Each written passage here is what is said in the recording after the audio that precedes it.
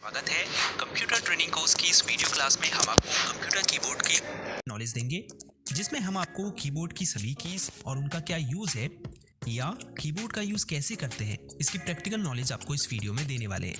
तो चलिए आपके कीमती समय को बचाते हुए सीधे सीखना शुरू करते हैं। वीडियो में आगे बढ़ने से पहले इजी टेक क्लास को सब्सक्राइब करने के लिए आप सभी का बहुत बहुत धन्यवाद।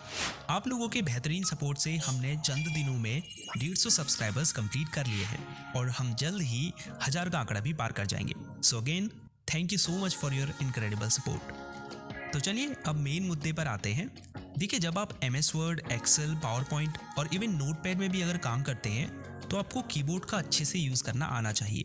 और जब तक आपको नहीं पता होगा कि कौन सी कीबोर्ड की किस लिए यूज़ होती है तो टाइपिंग के समय आपको घबराहट होना बिल्कुल लाजमी है। इसीलिए ये इम्पॉर्टेंट है कि आप पहले कीबोर्ड का यूज़ करना सीखें, क्योंकि आगे आने वाली क्लासेस में जब हम आपको फाइल्स या डॉक्यूमेंट क्रिएट, सेव और एडिट करना सिखाएंगे तो वहाँ पर आपको कीबोर्ड का ज़्यादा यूज़ करना पड़ेगा। तो इसीलिए इस वीडियो को बिल्कुल स्किप मत कीजिए और अंत तक ध्यान से देखिए।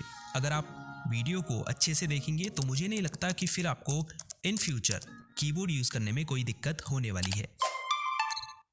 वीडियो में आगे बढ़ने से पहले मैं आपको बताना चाहूंगा एक ऑनलाइन ट्रेडिंग प्लेटफॉर्म के बारे में जिसका नाम है गुरु ट्रेड 7। इस एप्लीकेशन पर 1 मिलियन से भी ज्यादा लोग भरोसा करते हैं एंड ये तो मुझे नहीं लगता कि फिर आपको इन फ्यूचर कीबोर्ड यूज़ करने में कोई दिक्कत होने वाली है। तो ये एक QWERTY लेआउट का कीबोर्ड है। वैसे तो कीबोर्ड कई डिफरेंट लेआउट्स में आते हैं, जैसे QWERTZ एक है, AZERTY एक है, DWORD एक है, ऐसे ही कई और कीबोर्ड लेआउट्स भी हैं। लेकिन इंडिया में मोस्टली आपको QWERTY लेआउट के कीबोर्ड ही मिलेंगे। कैसे पता करेंगे कौन सा कीबोर्ड लेआउट है? तो अगर इसके पहले 6 अल्फ़ाबेट कीज़ को देखें तो वो कुछ इस तरह से हैं, QWERTY। तो इन वर्ड्स को अगर मिला दें तो बनेगा QWERTY। ऐसे ही हर कीबोर्ड लेआउट का पता आप कर सकते हैं उसके पहले कुछ अल्फ़ाबेट कीज़ को देखकर। तो इस कीबोर्ड में सबसे ऊपर ये कुछ एक्स्ट्रा शॉर्टकट कीज़ है। हालांकि हर कीबोर्ड में ये कीज़ हो ज़रूरी नहीं। जैसे इसमें होम में जाने के लिए है, ये मेल ओपन करने के लिए है, ये वीडियो को पॉज और प्ले करने के लिए है। ऐसे ही इस लाइन में अदर कीज़ है। ये भी हो सकता है आपके कीबोर्ड में ये एक्स्ट्रा शॉर्टकट कीज़ हो ही ना, लेकिन अगर होंगी तो आप उनके साथ में बने साइन को देखकर ये पता लगा सकते हैं कि ये कीज़ किस बारे में है। जैसे इसमें स्पीकर और प्लस का साइन है, इसका मतलब ये वॉल्यूम बढ़ाने के लिए यूज़ होता है। इसमें स्पीकर और माइनस का साइन है तो ये वॉल्यूम को कम करने के लिए यूज़ होता है। ऐसे ही अदर कीज़ के साइन को देखकर आप जान सकते हैं कि उसका क्या यूज़ है। अब इससे नीचे की लाइन में सबसे लेफ्ट कॉर्नर में ये एस्केप की है, जिसके कई यूज़ है, जैसे किसी प्रोसेस को स्टॉप या कैंसिल करने के लिए, फुल स्क्रीन को एग्जिट करने के लिए, या पॉपअप मेन्यू और डायलॉग बॉक्स को क्लोज करने के लिए इसका यूज़ होता है। उसके बाद ये फंक्शन कीज़ है, F1 से F12 तक। इन सभी कीज़ का अपना अलग अलग फंक्शन होता है। फॉर एग्जांपल, आपने कोई प्रोग्राम ओपन किया हुआ है, लेट्स से गूगल क्रोम। अगर आप F1 प्रेस करेंगे तो उसकी हेल्प और सपोर्ट विंडो ओपन हो जाएगी। ऐसे ही कोई भी प्रोग्राम आपने ओपन किया हो, उसके हेल्प सेक्शन को ओपन करने के लिए आप F1 की का यूज़ कर सकते हैं। फिर F2 है, अगर आपको किसी फाइल, फोल्डर या डेस्कटॉप आइकन का नेम चेंज करना है तो आप माउस कर्सर को उस आइटम के ऊपर ले जाकर F2 प्रेस कीजिए। F3 को दबाकर आप करंटली ओपन प्रोग्राम में सर्च फीचर को एक्टिव कर सकते हैं, जिसकी मदद से फिर आप फाइल्स, फोल्डर या फिर एक डॉक्यूमेंट और वेब पेज में किसी स्पेसिफिक वर्ड को ढूंढ सकते हैं। F4 की का यूज़ एक प्रोग्राम से दूसरे प्रोग्राम में डिफरेंट हो सकता है। फॉर एग्जांपल, एक्सेल में F4 की को प्रेस करके आप अपने लास्ट एक्शन को जितनी बार चाहे उतनी बार रिपीट कर सकते हैं। इसके अलावा इसका उपयोग दूसरी कीज़ के साथ में भी किया जा सकता है, जैसे Alt प्लस F4 को दबाकर आप करंटली ओपन विंडो को क्लोज कर सकते हैं। फिर है F5, जिसका यूज़ भी अलग अलग प्रोग्राम में डिफरेंट हो सकता है। फॉर एग्जांपल, किसी ब्राउज़र में एक वेब पेज को रीलोड या रिफ्रेश करने के लिए आप F5 की प्रेस कर सकते हैं। ऐसे ही MS वर्ड में इससे find and replace window open कर सकते हैं। कहने का मतलब है जिस भी प्रोग्राम को आपने ओपन किया होगा उसके हिसाब से इसका फंक्शन चेंज हो सकता है। फिर है F6, अगर आपने कोई इंटरनेट ब्राउज़र ओपन किया होगा, जैसे ही आप F6 प्रेस करेंगे तो एड्रेस बार में जो भी URL होगा वो सेलेक्ट हो जाएगा, जिसे फिर आप कॉपी कट कर सकते हैं या एड्रेस बार में कुछ और टाइप करके सर्च भी कर सकते हैं। फिर है F7 की, अगर आपने M S Word, Excel, PowerPoint इन प्रोग्राम को ओपन किया होगा तो F7 की प्रेस करके आप स्पेलिंग और ग्रामर चेक करने वाले डायलॉग बॉक्स को ओपन कर सकते हैं। फिर है F8, अगर आपका कंप्यूटर टर्न ऑन हो रहा है और उस समय अगर आप F8 की को बार बार दबाते हैं तो आप बूट मेन्यू को इससे ओपन कर सकते हैं। F9 का यूज़ बेसिकली आउटलुक में ईमेल को सेंड करने के लिए किया जाता है। फिर है F10, इस की का अलग अलग प्रोग्राम में डिफरेंट फंक्शन हो सकता है। फॉर एग्जांपल, अगर किसी ब्राउज़र को आपने ओपन किया है और आप F10 की प्रेस करते हैं तो उसका जो थ्री डॉट आइकन होता है जिसे मेन्यू बार भी कहते हैं वो सेलेक्ट हो जाता है। फिर आप एंटर दबाकर उसे ओपन कर सकते हैं। अगर F11 को आप प्रेस करते हैं तो आप ब्राउज़र में फुल स्क्रीन को एक्टिव कर सकते हैं। वापस F11 प्रेस करके फुल स्क्रीन को एग्जिट भी कर सकते हैं।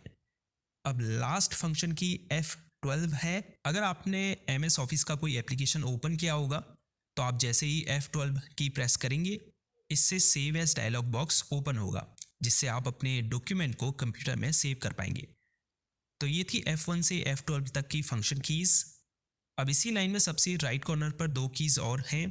पहली में लिखा है PRT SYSRQ। ये प्रिंट स्क्रीन की है, जिसे अगर आप प्रेस करेंगे तो आपकी पूरी स्क्रीन क्लिपबोर्ड में कैप्चर हो जाएगी, फिर जिसे आप पेंट सॉफ्टवेयर में जाकर पेस्ट कर सकते हैं। अगर आप अपनी पूरी स्क्रीन का स्क्रीनशॉट लेना चाहते हैं तो आप प्रिंट स्क्रीन की का यूज़ कर सकते हैं। हो सकता है दूसरे कीबोर्ड में PRTSC या फिर PRTSCN ही लिखा हो, लेकिन आपको ये देखना है कि अगर शुरुआत में PRT लिखा है तो वो प्रिंट स्क्रीन की ही है। लास्ट में स्क्रॉल लॉक की है। जैसे ही आप इसे प्रेस करेंगे आप देख सकते हैं स्क्रॉल इंडिकेटर ऑन हो चुका है। इसका मतलब ये है कि अब स्क्रॉल लॉक इनेबल है। अगर आपने MS एक्सेल ओपन किया है और आप स्क्रॉल लॉक को इनेबल करते हैं तो इससे क्या होगा, स्प्रेडशीट में जो भी सेल सेलेक्ट होगी वो लॉक हो जाएगी, और जब आप अप डाउन और लेफ्ट राइट एरो की दबाएंगे तो आप दूसरी सेल्स में मूव करने के बजाय स्प्रेडशीट में up down left right scroll करेंगे। अब जिन भी कीज़ में सिंबल्स बने हैं ये सभी, उसके बाद ये अल्फ़ाबेट्स वाली कीज़, उसके बाद ये न्यूमेरिकल कीज़, फिर यहाँ भी जो सिंबल्स हैं, ऑल दो न्यूमेरिकल कीज़ यहाँ भी है। तो ये जो सब कीज़ हैं, सिंबल्स, अल्फ़ाबेट्स और नंबर्स वाली, इन्हें हम टाइपिंग कीज़ कहते हैं क्योंकि ये टाइपिंग में यूज़ की जाती है। अभी आगे बताऊंगा कैसे इनको यूज़ करना है। उसके बाद आ जाते हैं बैक स्पेस की पर। ये जो लेफ़्ट एरो है ये बैक स्पेस की का सिंबल है। जब आप इसे प्रेस करेंगे तो जिस भी वर्ड के आगे आपने माउस कर्सर को रखा होगा उसका एक कैरेक्टर डिलीट हो जाएगा। अगर आपने डॉक्यूमेंट में एक से ज़्यादा कैरेक्टर को डिलीट करना है तो बैक स्पेस की को वहाँ तक दबाए रखें जहाँ तक डिलीट करना है आपको। इसके नीचे एंटर की है। अगर आप किसी डॉक्यूमेंट में हैं या टेक्स्ट एडिटर में हैं तो एंटर की दबाकर आप पैराग्राफ की नेक्स्ट लाइन में मूव कर सकते हैं। इसके अलावा ओके बटन के रूप में भी आप इसका यूज़ कर सकते हैं। उसके अलावा ये शिफ्ट, कंट्रोल, ऑल्ट इस तरफ भी हैं, कंट्रोल शिफ्ट ऑल्ट। इन्हें मॉडिफायर कीज़ कहा जाता है। ये जो कीज़ है ये हमेशा दूसरी कीज़ के साथ में इस्तेमाल की जाती है, जिन्हें हम शॉर्टकट कीज़ भी कहते हैं। अगर आपको इन सिंबल्स को अपने डॉक्यूमेंट में ऐड करना है जिनमें नंबर्स लिखे हैं, कुछ कीज़ में दो दो सिंबल्स हैं, अगर आप इन कीज़ को प्रेस करेंगे तो पहला सिंबल तो टाइप हो जाएगा, लेकिन जो इसमें दूसरा सिंबल बना है वो टाइप नहीं होगा। तो इन्हें टाइप करने के लिए फिर आप इन्हें शिफ्ट के साथ दबाएंगे। ऐसे ही अगर ऑल्ट की और F4 की को साथ में दबाएं तो आप करेंटली ओपन विंडो को क्लोज कर पाएंगे। तो ये जो तीन कीज़ हैं, ऑल्ट, कंट्रोल और शिफ्ट, ये हमेशा दूसरी कीज़ के साथ में कॉम्बिनेशन के रूप में यूज़ की जाती हैं। अब ये जो की है जिसमें छोटा सा माउस कर्सर बना हुआ है, इसे आप राइट क्लिक की जगह यूज़ कर सकते हैं। जैसे जब आप राइट क्लिक करते हैं किसी फाइल, फोल्डर, प्रोग्राम या लिंक के ऊपर तो एक पॉपअप मेन्यू ओपन होता है, वैसे ही जब आप इसे प्रेस करेंगे तो एक पॉपअप मेन्यू ओपन होगा। अब लेफ्ट कॉर्नर में कुछ इंपॉर्टेंट कीज़ हैं, जैसे कैप्स लॉक। अगर आप किसी अक्षर या शब्द को कैपिटल लेटर में टाइप करना चाहते हैं तो कैप्स लॉक को प्रेस कीजिए। यहाँ ऊपर अगर आपको कैप्स इंडिकेटर ऑन दिखे इसका मतलब कैप्स लॉक इनेबल है। कैप्स लॉक की के ठीक ऊपर टैब की है, जिसके कई सारे इस्तेमाल होते हैं।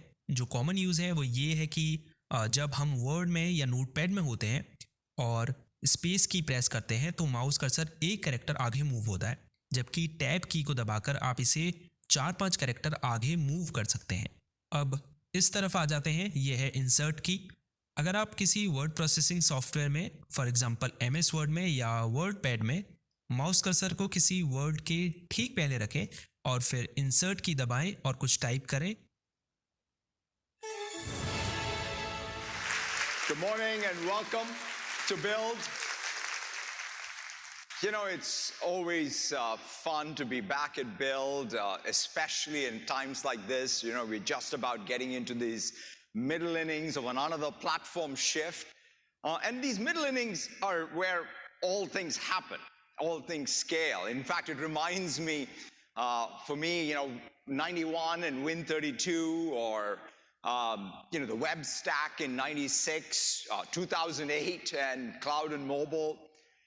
And here we are in 2025 building out this open agentic web at scale.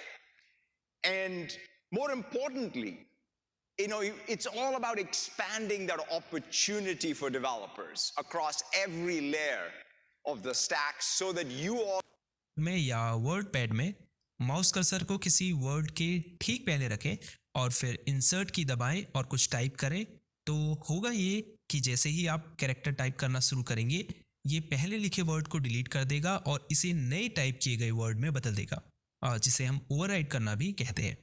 इसके नीचे होम बटन है। अगर आपने माउस कर्सर को किसी पैराग्राफ लाइन के बीच में या लास्ट में या स्टार्टिंग में छोड़कर कहीं भी रखा है, अगर आप होम की दबाएंगे तो कर्सर लाइन की शुरुआत में आ जाएगा। इसके अलावा अगर आप किसी वेब पेज के एंड में होंगे तो आप होम की दबाकर वेब पेज में टॉप पर आ जाएंगे। फिर ये डिलीट की है, जिससे आप सिलेक्टेड फाइल या फोल्डर को डिलीट कर सकते हैं या किसी सिलेक्टेड टेक्स्ट या पैराग्राफ को भी डिलीट कर सकते हैं। इसके अलावा अगर आप किसी वर्ड के पहले कर्सर को रखकर डिलीट की दबाएंगे तो वह वर्ड डिलीट हो जाएगा। फिर ये एंड की है, जिसे दबाकर आप किसी पैराग्राफ लाइन के एंड में कर्सर को ला पाएंगे। इसके अलावा एक वेब पेज के बॉटम में मूव करने के लिए भी आप एंड की का यूज़ कर सकते हैं। ये पेज अप और पेज डाउन की है, जिसे दबाकर आप एक डॉक्यूमेंट या वेब पेज में ऊपर नीचे स्क्रॉल कर सकते हैं। ये नेविगेशन कीज़ हैं, अप, डाउन, राइट और लेफ़्ट। इससे आप पैराग्राफ में ऊपर नीचे दाएं बाएं मूव कर सकते हैं। इसके बाद इधर भी डिलीट और एंटर की है। फिर ये न्यूमेरिकल कीज़ है और फिर ये नंबर लॉक की है। क्योंकि अगर आप देखें तो इन नंबर्स की के दो फंक्शन हैं, जैसे इन पर नंबर भी लिखा है, दूसरा ये नेविगेशन के लिए भी यूज़ होती है। जैसे देख सकते हैं, up down, left right arrow बने हुए हैं, पेज अप पेज डाउन है, होम और एंड है, मतलब एक ही की के दो फंक्शन हैं। तो अगर आप बिना नम लॉक इनेबल किए इन कीज़ को प्रेस करेंगे तो ये नेविगेशन का काम करेगी, लेकिन अगर आप नम लॉक इनेबल कर देंगे फिर आप नंबर टाइप कर पाएंगे। ये ऊपर नम इंडिकेटर आपको बताएगा कि नम लॉक इनेबल है या डिसेबल है। तो ये थी कंप्यूटर क्लास डे 4, जिसमें आपने कीबोर्ड की सभी कीज़ और उनका यूज़ करना सीखा। जाते जाते वीडियो को लाइक ज़रूर कीजिए, क्योंकि इससे हमें पता चलेगा कि आपको यह वीडियो पसंद आई है, और चैनल को सब्सक्राइब भी ज़रूर कीजिए। कोई सवाल या सुझाव हो तो नीचे कमेंट करें, हम उसका रिप्लाई आपको ज़रूर देंगे। तो इस वीडियो में इतना ही। See you in the next video.